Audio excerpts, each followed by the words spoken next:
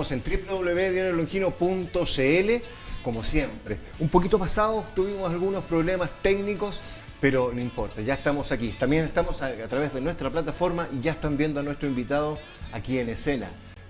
Nos va a hablar del origen de la vida, de su nuevo libro y de lo que nos viene a nosotros en todo lo que es la naturaleza, porque hay un tema que vi aquí que es la luna, que ya me lo va a explicar él y cómo es. Está con nosotros Diego Rojo Martel, él es geólogo, es candidato a doctor en Ciencias de la Geología de la Universidad de Buenos Aires y, corrígeme el cargo, director de la Sociedad Geológica de Chile. Sí, así es. exacto. Diego, bienvenido, muchísimas gracias por estar con nosotros una vez más. Bueno, muchas gracias por la invitación, Rodrigo. Y a Pato también. Sí, pues Pato ahí, que le pone todo el talento detrás ahí en la mesa de dirección. Patricio Mesa García, como me gusta decirle a mí. Bueno, hoy yo lo tengo acá. Voy acá, mira, voy a cámara central. Estamos acompañando a Diego en el lanzamiento de este libro. No sé si es el primero, el segundo, el tercero, pero le vamos a seguir preguntando. Más allá del tiempo, el impacto de la geología en el origen de la vida. Diego, ¿por qué el nombre? Cuéntanos un poco de esto. Claro, el nombre es bastante llamativo en realidad. Dentro de las personas llama la atención algo que sea más allá del tiempo. Y principalmente el nombre del tiempo, en términos de la ciencia en general, sobre todo considerando los procesos que hoy día ocurren en la naturaleza,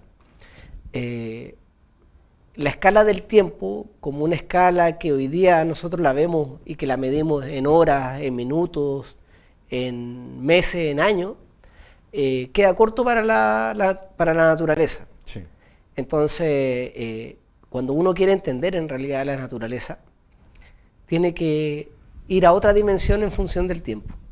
Y tiene que ir más allá del tiempo como hoy día. Del tiempo real que conocemos nosotros, claro, de reloj, digamos. Claro, porque pasa de que el tiempo, quizá dentro de nuestro concepto, algo que se puede medir. Y quizá lo tomamos como un valor dentro de nuestra escala, un número que es absoluto. Y en realidad el tiempo, como decía Albert Einstein, es relativo. Sí. Y uno dice, ¿pero cómo el tiempo va a ser relativo? Bueno, él hacía una alusión de que si tú estás en el tren y te vas de viaje con una chica guapa, las 3 horas del viaje pueden ser 1 minuto. Pero si tú estás 1 minuto en una estufa, en una fogata, lo que sea, al fuego, quizás puedan ser 3 horas. Claro. Bueno, eso en términos bien sencillos, también le pasa a la Tierra. Es decir, el tiempo hoy día, como lo conocemos, es algo que va cambiando a lo largo de la evolución de nuestro sistema Tierra. Entonces, sí. El tiempo, o sea, claro, uno dice, ¿cómo ha pasado el tiempo? Y nos referimos a, qué sé yo, antes de la pandemia o cuando éramos chicos. Exacto. 50 años, 40 años. El mismo gobierno prepara agendas al 2030, al 2040, claro, al 2050 y son un pestañazo en el tiempo. O en esta línea, como tú dices. ¿Cómo llegar entonces más allá de este tiempo? ¿Cómo lo entendemos? O sea, ¿cómo lo vemos? ¿Cómo vemos a la geología impactando en este origen? Claro, por eso mismo es bastante raro quizá, o un poco tangible. La idea del libro justamente trata de hacer que nosotros entendamos un poco más cómo funcionan los procesos y ahí el tiempo se vuelve una variable fundamental dentro del libro y dentro, en realidad, de las ciencias de la Tierra o de la naturaleza. Por ejemplo, hay una analogía que siempre hago, es que la Tierra hoy día, cuando nosotros queremos medir un año, sabemos qué es la rotación que tiene o el tiempo que se demora en orbitar en torno al Sol, y entonces en nuestra sociedad hemos establecido que eso dura 365 días, ¿vale? Y eso entonces es un año. Pero en realidad, a lo largo de la historia de la Tierra, el año ha variado en la cantidad de días que tiene. Ya. Y eso quiere decir que la Tierra siempre ha hecho la misma órbita es excéntrica en función o en base al Sol, pero que antiguamente la hacía mucho más rápido. Entonces, O sea, ¿tú quieres decir que antes los años eran más cortos? ¿Una cosa así? los días ¿O eran más... teníamos menos días? Claro, no, los días eran más cortos porque la Tierra rotaba más rápido y esa rotación de hacer más rápido, lo que hacía dentro de la órbita es que el día y la noche eran obviamente más cortos. O sea, dentro de la misma órbita que hacía la Tierra, al rotar más rápido, en vez de tener 365 días, tenía, por ejemplo, 400, porque iba más rápido. Entonces, a lo largo de la evolución del tiempo, el tiempo o el día cada vez se va alargando y entonces la Tierra va rotando más lento. Entonces, quizás si nos ponemos en otro tiempo, en otras generaciones, por ejemplo, en 1.000.000 de años más, la Tierra quizás no tenga 365 días, quizás tenga menos. Y entonces así el tiempo cada vez se va a ir modificando en función del momento que nosotros estemos viviendo. Por ejemplo, y eso obviamente tiene una consecuencia de la posición que tiene la Luna con respecto a la Tierra. O sea, esta distancia que se va alargando entre la Tierra y la Luna, que cada año crece 3.8 centímetros, hace que se traspase, en términos científicos, una parte del momento angular, y entonces, al alejarse, la Tierra tiene que rotar más lento. Ya. Y encima que además, bueno, en el colegio nos enseñaron el movimiento de rotación sobre su propio eje, el de traslación, que es el que determina las estaciones del año, pero al mismo tiempo el Sol también tiene su propia órbita. Entonces, esto es una suerte de espiral, o sea, vamos hacia adelante, por llamarlo de alguna manera, ¿no? Claro. Y así lo podemos ver también como la galaxia, en realidad. Entonces, claro, o sea, el sistema en general es súper dinámico. Y cambia, no solamente uno podría pensar que cambia con los temas de los cuerpos celestes, sino que también cambia, por ejemplo, cuando hay movimientos sísmicos. Por ejemplo, cuando hay un sismo, la masa interna de la Tierra se modifica. Entonces también genera que la Tierra rote más rápido, que el día se alargue. Ya, pues no hablemos de temblores todavía. No, dejémoslo un ratito. Bueno. Pero viene, la pregunta está, o sea, digamos. Ya, mira, aquí yo vi varias lindas las palabras de Alexander von Humboldt. Sí. Que me imagino que la corriente es por él, digamos, la corriente que tiene algo que ver. Sí, totalmente. Y hablamos de la Tierra y el universo, el tiempo, el sistema Tierra y algunos aspectos particulares. Un poco estoy leyendo parte del índice del libro. Lo estoy hojeando y tiene un lenguaje bastante... No es como un libro científico, por llamarlo así. Es un libro que se basa en la ciencia, por supuesto, hay muchos estudios, pero es un lenguaje que es como amigable. Incluso las figuras, las imágenes son bastante llamativas. Esto un poquito para llegar a los más jóvenes, como dices en tu introducción. Claro, o sea, pasa de que cuando uno... Bueno, yo soy de acá, de la región, y he ido durante muchas estadías a estudiar afuera, y hemos hecho investigaciones, varios artículos publicados en congresos nacionales, internacionales, y siempre queda esa no sé, inquietud de decir cómo nosotros bajamos, en realidad, la ciencia a un lenguaje que podamos motivar a las nuevas generaciones. Porque en realidad, en términos bien prácticos, cuando uno genera un paper, que obviamente tiene un trabajo y quiere resolver una pregunta, ¿verdad?, que le ha llevado tiempo en buscar la respuesta, se queda en una revista que muchas veces hoy día es un número que queda en el tema de indexación y finalmente sirve para retribuir en el tema de la acreditación de las investigaciones, de los centros de investigación. Pero sigue siendo de nicho. Claro, o sea, pero no es que esté mal, ojo, yo creo que está bien. Pero finalmente, ¿cómo nosotros en la ciencia podemos alejarnos de ese ambiente o estar en ese ambiente, pero paralelamente contribuir con las nuevas generaciones?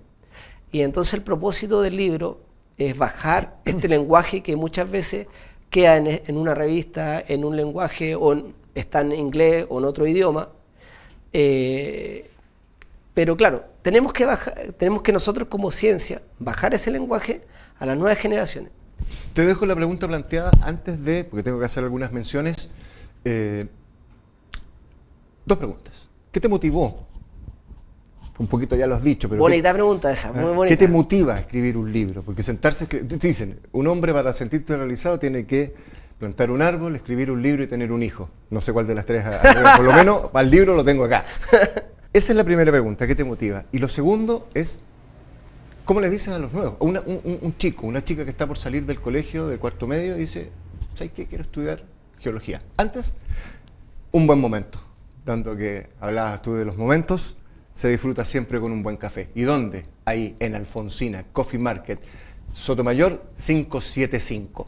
Un espectáculo. Exquisitos sándwiches, exquisitos dulces, medialunas maravillosas. Facturitas, como le dicen también en otro lado, latitudes.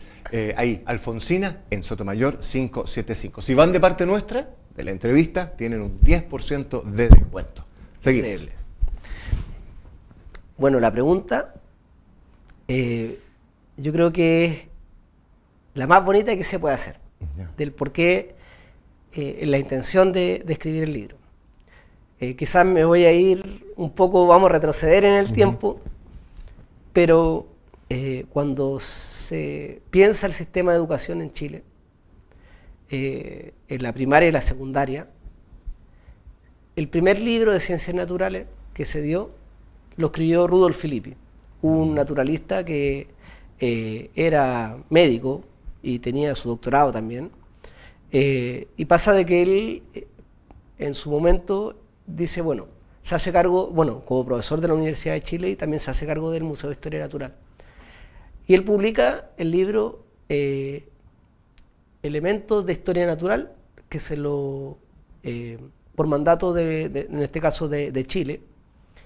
Y en esas unidades, que era el primer libro que se daba en los colegios, tenía zoología y geología. Ya. Y entonces siempre fue el propósito de Chile. En ese momento nosotros nombramos a Humboldt dentro de la parte introductoria del libro, pero Humboldt tuvo, a pesar de no estar acá, influyó mucho en el sistema, cómo se pensaba la educación en Chile en su momento. Nosotros en la región tuvimos grandes personajes ingleses que aportaron mucho. Charles Darwin vino acá, sí, y también él admiraba a Humboldt. Él lo dice, de hecho hay una hipótesis que dice que Darwin se robó los libros de Humboldt, no tenía en el Beagle, pero finalmente a lo que voy con esto, que estos grandes científicos que estaban del siglo XIX y principios del siglo XX, que venían de Alemania, que venían de Inglaterra, que venían en realidad de Europa, se dieron cuenta de que el sistema de educación en Chile tenía que imitar ciertas prácticas que lo que había en Europa. Y obviamente el gobierno de Chile en ese entonces le da la responsabilidad a Filippi que haga este libro basado en el sistema de educación que tenía en este caso Alemania. Y siempre se pensó que la zoología, que integra la botánica y la biología, y tenía otra variable que era la geología. En algún momento se pierde la geología comunidad, y finalmente un poco como que queda divagando dentro del sistema educativo y dentro de la formación, pero finalmente en Chile esta característica geológica que nosotros tenemos, que es intrínseca de nuestro territorio, es lo que genera más aporte en realidad en la economía, en el PIB. Y también nuestra cultura, o sea, nosotros tenemos un territorio que de alguna manera tenemos sismo, tenemos tsunami, tenemos maremoto, tenemos aluviones, tenemos volcanismo. Entonces uno dice, bueno, tenemos... O sea, tenemos todo. Tenemos... O sea, si nos remontamos al Viejo Testamento, o sea, tenemos toda la ira de Dios concentrada en esta hermosa y larga, estrecha franja de tierra. Claro, entonces finalmente, bueno, y hoy día el Ministerio de Educación elimina la carrera técnico en geología desde el próximo año en los colegios técnicos. Entonces, es como que un hilo que incluso el próximo año ya perdemos el técnico en geología en el sistema de educación, y en realidad nunca se pensó que fuera así. Siempre se pensó que la formación integral de una persona tuviese la geología, porque como decía Filippi, entender la geología hace más feliz a una persona. ¿Por qué?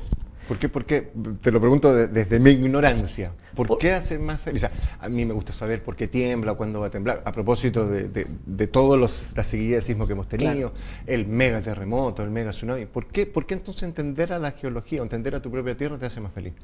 Porque finalmente uno entiende que el cómo funciona nuestro, así como a uno le interesa saber cómo funciona nuestro cuerpo, también tenemos que interesarnos en cómo funciona nuestra casa. Y en este escenario, ¿verdad?, la naturaleza, que en realidad el no tener miedo, por ejemplo, a los temblores, uno lo puede evitar entendiendo la tierra, el cómo funcionan los volcanes, lo mismo, o sea, cómo funcionan los tsunamis, los maremotos, el tema de los aluviones, finalmente cómo se forman las cordilleras. Lo podemos llevar a un caso súper particular de acá, del norte de Chile, entender, por ejemplo, cómo se formó el Cerro Dragón, qué pasó en la última glaciación, qué le pasó a la megafauna, cómo se formó, cómo los volcanes fueron caminando, por qué pasaron de la cordillera de la costa a la cordillera principal. Entonces, finalmente uno, cuando entiende la geología, que prácticamente entender los procesos naturales, uno le permite ir recorriendo tu territorio de una manera mucho más clara. Diego, pero si tú dices que tenemos todas estas características, bueno, todos las conocemos como chilenos y chilenas, una mirada tuya como investigador, como geólogo, como científico, ¿qué lleva a un sistema educativo a eliminar una carrera que nos puede brindar tantas cosas? Esto lo conecto con la pregunta que te decía. ¿Cómo le dicen, entonces, cómo le digo a alguien que estudia algo que se está haciendo eliminando? Sí, yo creo que esa es una de las preguntas que necesita tener como una materia de debate, en realidad, un tema de debate, pero lo hemos hablado con varios premios nacionales, el tema de la geología, y esto también lo hemos planteado en muchas ocasiones, y finalmente pasa de que geología es relativamente nueva, primero como ciencia, y en Chile aún más.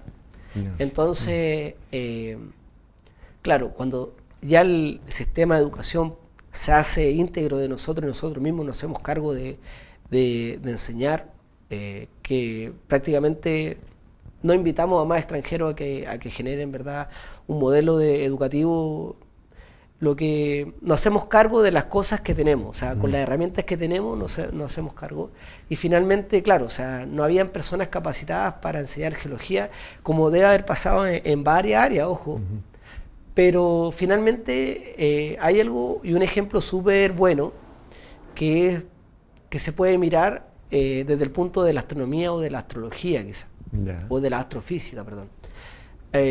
Ellos hoy día, y el profesor Massa, que es un gran referente, María Teresa y otros más, Gabriel León, Millarca Valenzuela, han hecho un trabajo bastante bonito en que hoy día la astronomía prácticamente se puede hablar en la casa, se puede hablar en el té, en el almuerzo, se puede hablar en un café. De hecho, creo que el profesor Massa ha hecho como que ha metido este tema de los eclipses, de a qué hora lo podemos ver, y la gente está como un poquitito más interesada en saber, y bueno, siempre o algunos, no digo todos, pero sabíamos que teníamos los cielos más limpios para la observación, el observatorio del Tololo, claro, que eran como los grandes. Ahora hay mucho más grandes que el Tololo, pero como que tenemos una información que anda dando vuelta y que quizás no estaba bien canalizada, bien concentrada. Sí, no, totalmente, Rodrigo. Yo creo que bueno, el primer responsable de que quizás desaparezca de nosotros los geólogos, ojo. Nosotros tenemos que poner quizás como el primer ítem dentro de esta problemática, porque ¿qué hacemos nosotros los geólogos para divulgar la geología? Y cuesta pensarlo porque generalmente, de hecho, cuando uno habla con las personas y le menciona la palabra de geología, todo se atribuye a la minería. Y está bien, o sea, no hay que subvalorar, ¿verdad?, el tema de la minería. Es nuestro pilar económico, tanto regional como en la macrozona norte, como también a nivel nacional. O sea, es una variable que tiene que seguir.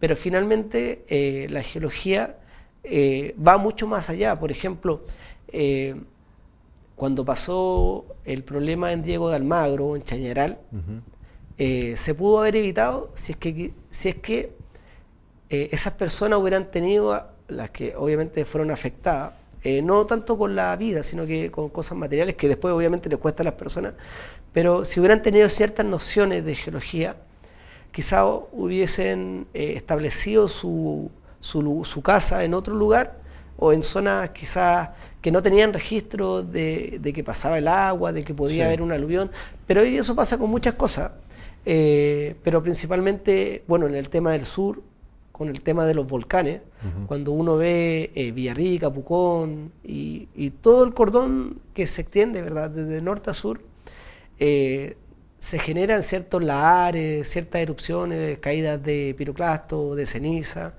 y finalmente esto es un control entre lo interno de la Tierra que hace que se genere este proceso con un proceso exógeno que es el viento.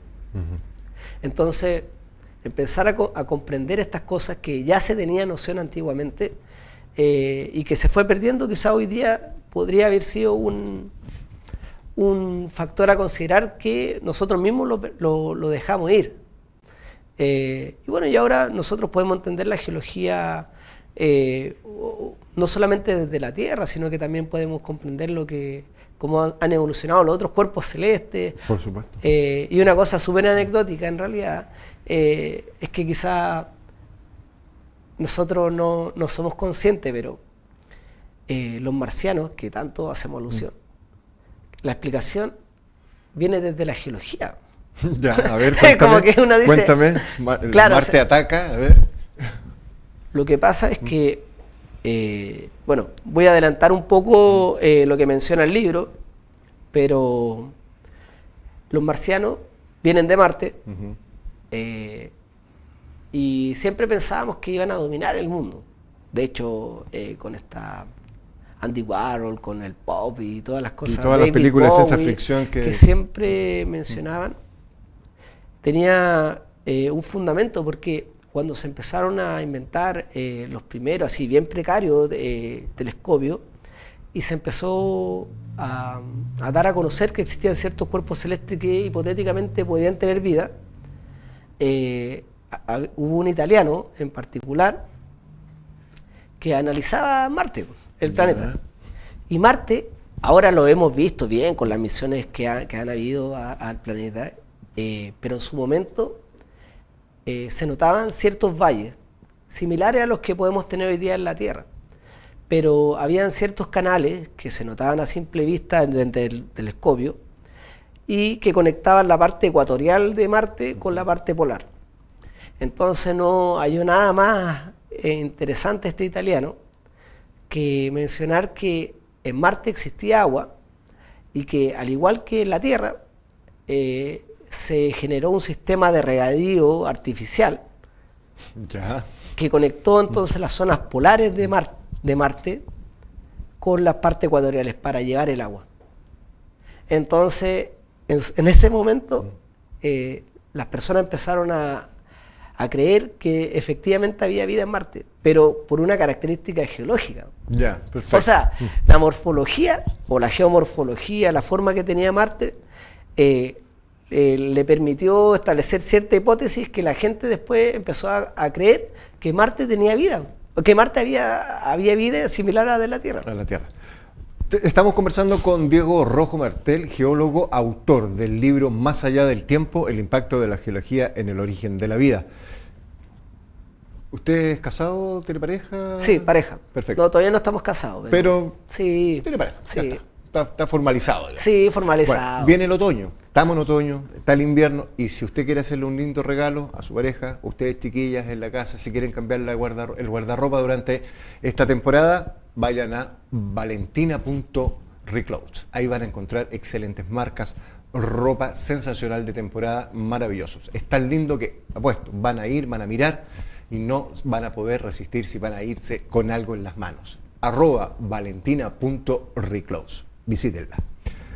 Seguimos conversando el libro. ¿Qué más podemos encontrar hasta acá? Como te decía, creo que es un libro que es fácil de leer, va a atraparnos. Él nos va a dejar uno acá de regalo, no es este, pero nos va a mandar uno de regalo. Exacto.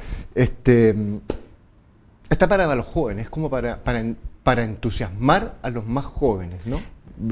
Por lo que puedo ojear rápidamente. Sí, o sea, la gracia es que, bueno, la filosofía de que yo tenía un poco desde la formación que presenté en la universidad y en el colegio, es que más que generar nuevas respuestas o respuestas como tácitas, es generar más preguntas. Entonces nosotros pensamos en que todo tiene que ser una respuesta, pero hay preguntas que pueden ser respuestas y que finalmente motivan a las personas, porque cuando uno quiere buscar una respuesta a una pregunta, surgen nuevas preguntas, y cuando surgen esas preguntas se generan nuevas líneas de investigación. Entonces, es motivar obviamente a las generaciones a establecer nuevas preguntas. Una vez lo conversábamos, Rodrigo, que yo te comentaba cuando nació este término de STEM, de la ciencia, las matemáticas, la física. Es un término que nace en los 60, o terminando la década del 70 en realidad, y es cuando llega el hombre a la luna. Efectivamente, ese ha sido un hito súper importante en la sociedad, porque se rompieron los límites de lo imposible. Eso fue el gran logro que tuvo llegar a la luna. Y fue el número, en términos de proporciones, en donde más mujeres se inscribieron a matemática, a física, a química, a biología. Entonces, cuando se generan estas preguntas y se logran responder y también se logran generar otras inquietudes, entonces uno de alguna manera puede observar que el potencial de cómo crece la sociedad es inimaginable. O sea, desde cómo creció la sociedad o los profesionales, desde esa época en adelante, fue exponencial. Ahora quizás estamos un poco estancados hasta que el hombre llegue a Marte, por ejemplo, no como misión, sino que de manera física. Y eso justamente intenta el libro, o sea, poder mostrar a las personas que existen cosas, sobre todo a la generación local, que no siempre vienen de afuera. O sea, nosotros podemos hacer cosas buenas acá. El libro, yo creo que de alguna manera puede generar algún impacto, pero también el ilustrador es local y la impresión es local. Entonces, cuando yo lo llevaba a ciertas librerías que se va a vender a nivel nacional, decían: oye, ¿y en qué parte de Santiago lo imprimiste? Claro. No, sí, este libro es local, 100% local. Y a veces nosotros nos olvidamos que tenemos una capacidad súper desarrollada en la región. ¿Y hay algo de Tarapacá en el libro? Hay cosas de Tarapacá, sí. Yo soy un amante de la región. Y cómo no poner algo o aspectos de la región si cuando uno se baja del avión ve todos los cerros desnudos. O sea, la característica biótica de la región o la característica geológica está desde que entramos hasta que nos vamos de la región. Sí.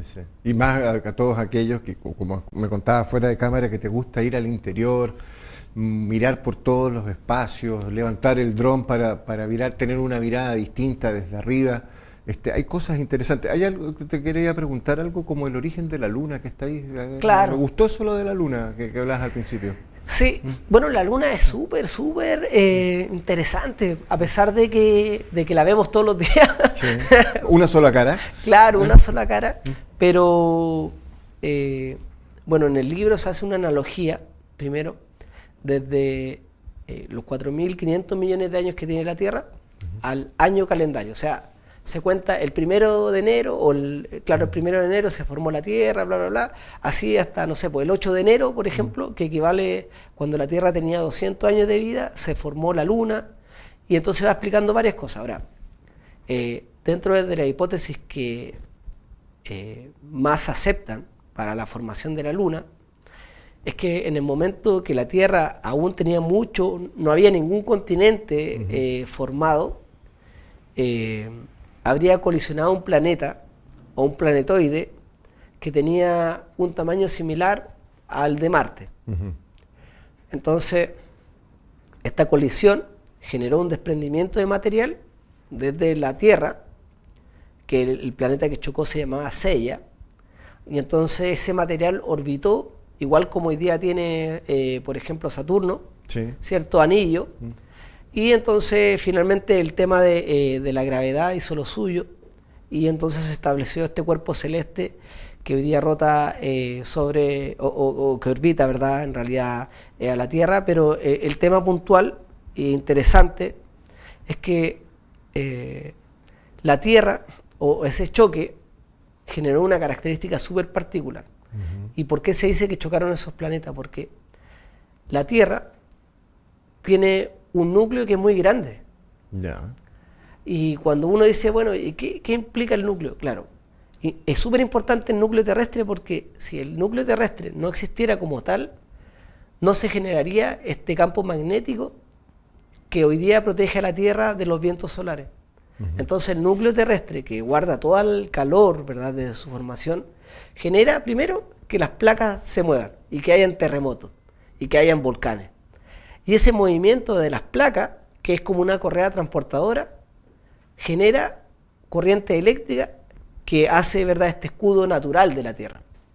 Y ese escudo natural permite que los rayos que vienen hacia la Tierra no penetren todo y los disipa. Y eso genera que el agua, por ejemplo, esté en estado líquido. Ya, perfecto. Entonces, si quisiéramos ver un escenario análogo, sería Marte. Marte no tiene calor interno y no tiene placas tectónicas, y como no tiene placas tectónicas, no tiene un campo magnético, y por lo tanto el agua que existió en su momento se evaporó. Perfecto. ¿Aquí cámara voy, don Patricio? Aquí. Tengo que contarles que este libro, Más allá del tiempo, en un pedacito de ese tiempo, 50 años atrás, estaba Sofri, parte de nuestra historia. Zona Franca de Iquique lleva 50 años siendo el polo logístico y comercial más importante del cono sur de América. Zona Franca de Iquique, parte de nuestra historia y siempre contigo.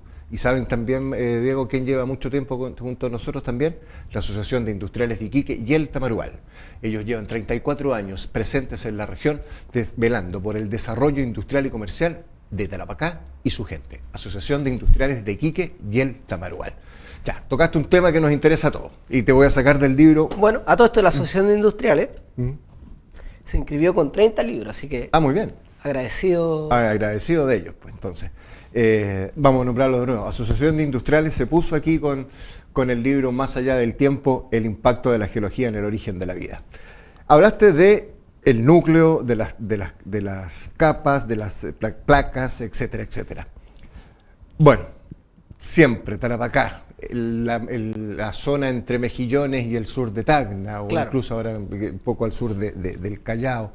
Todos siempre preocupados por el temblor, el mega terremoto, liberar las fuerzas. Han habido una seguidilla de temblores en estos tiempos.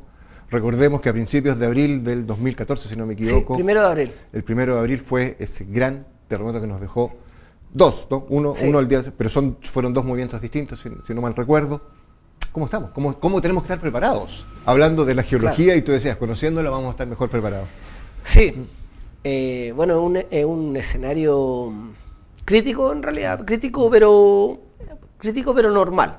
¿Por qué me refiero a crítico? Porque se genera este escenario, ¿verdad? O este ambiente en donde nosotros esperamos un sismo efectivamente que ocurra entre Iquique y la parte de ¿cómo se llama? De Hilo, en el Perú, al sur del Perú. Y es así, o sea, efectivamente, cuando en este escenario que tiene prácticamente todo el margen de Sudamérica o todo el anillo, ¿verdad?, del Pacífico, que tienen zonas donde una placa del océano se hunde bajo el continente y genera esta fricción, genera en ese movimiento genera mucha compresión. Es como que yo estoy juntando dos placas, ¿verdad? O dos materiales que vienen en direcciones en sentido opuesto.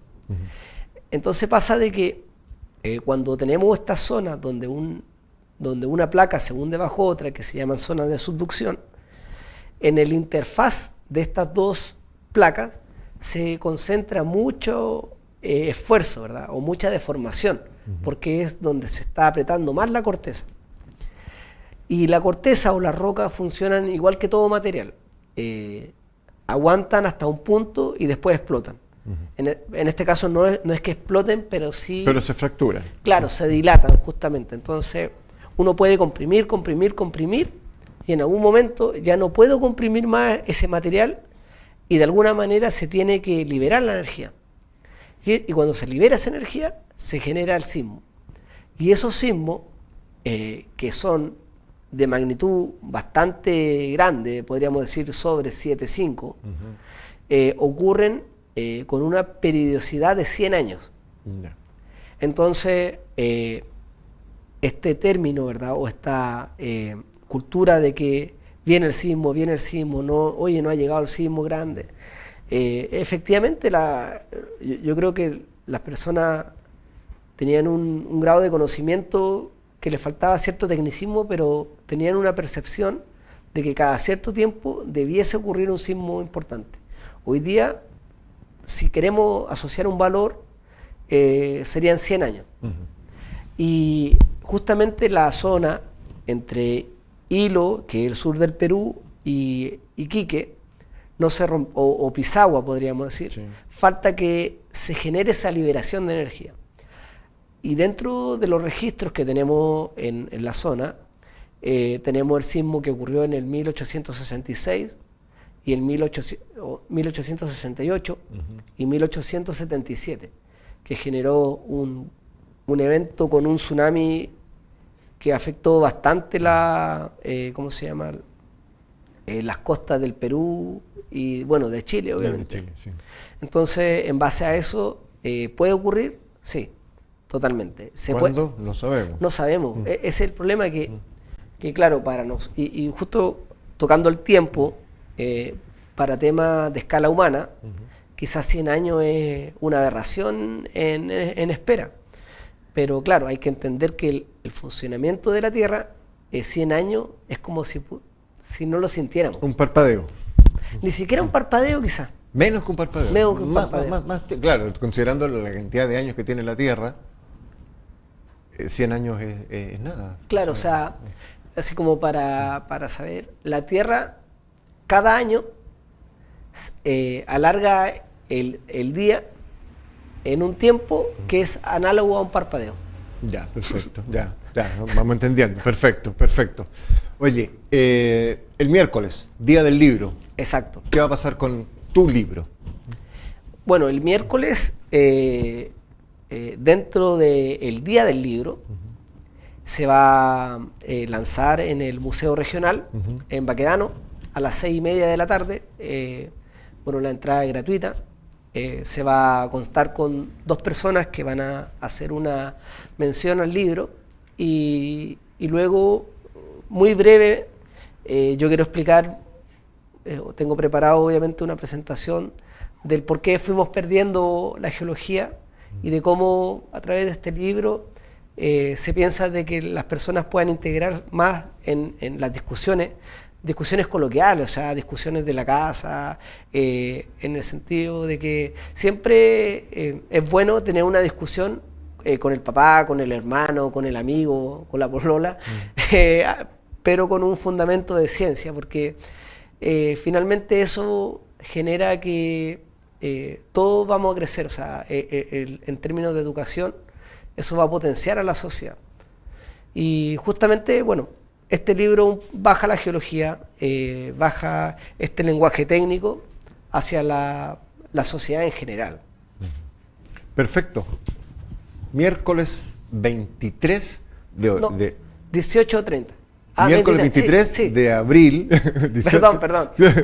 Sí, miércoles 23 de abril a las 18:30, ahí en el Museo Regional en calle Baquedano, el edificio medio celeste, agua que está ahí. Claro. Para que todos los vean. Más allá del tiempo, el impacto de la geología en el origen de la vida. Está muy interesante, yo lo estuve hojeando hace un rato atrás, además que tiene una muy linda impresión, es tapa dura, ¿eh? Como los libros de antes, es muy buen trabajo. ¿Cuánto te llevó a hacerlo? En términos generales, yo creo que 3 años fue desde que se inicia el proceso de escribir. Luego hay un proceso que es bastante reflexivo en el sentido de decir, bueno, habré escrito bien los capítulos, lo que me interesa a mí le interesará al resto de las personas, el lenguaje que yo lo estoy haciendo, ¿verdad? O que lo estoy escribiendo, se entenderá que es el propósito. Luego pasa por un proceso editorial en donde se revisa y finalmente siempre llegan correcciones. Yo creo que eso es súper importante. Nosotros cuando hacemos algo tenemos que estar abiertos a las críticas, porque finalmente uno toma una crítica como algo negativo y en realidad siempre estos comentarios son complementarios a lo que uno quiere hacer. Sí, entonces, sí. Y bueno, y después de estas correcciones de las editoriales, finalmente se entregó a algunos pares. El prólogo también lo hace un premio nacional de geología, y bueno, ellos también generaron ciertos comentarios, algunos les gustó bastante, algunos también les gustó, pero querían que agregara ciertas cosas, y ya después no se pueden agregar porque finalmente se tiene que poner un punto final, Sí. O quizá un punto aparte. Bueno, ahí te da material para el 2, para el más acá del tiempo, entonces, con estos todos esos aportes que pueden servir para un material para un segundo libro. Claro, pero bueno, ahora estamos centrados en escribir en un proyecto regional, que va a abordar todo el material abiótico de la región. Y cuando digo todo el material abiótico, me refiero a la geología, a los fósiles de la región, a los geoglifos, a los petroglifos y a las pictografías o las pinturas. Sí. Pero hay un material impresionante en la región. sí, pero la gracia que estamos haciendo nosotros es que no solamente va a ser un libro, porque aparte tenemos videos, obviamente, como lo hablamos, que íbamos a compartir ahí con respecto al dron, pero tenemos un sistema de escaneo de las pinturas, de las pictografías, o sea, de las pictografías de los geoglifos y de los petroglifos. Es decir, que una persona que esté en cualquier parte del mundo y no haya ido nunca a un geoglifo o una pintura, o una persona que no pueda ir, va a tomar el celular con el QR y va a hacer como si estuviera ahí. Qué fantástico. Bueno, eso pásale el dato a los...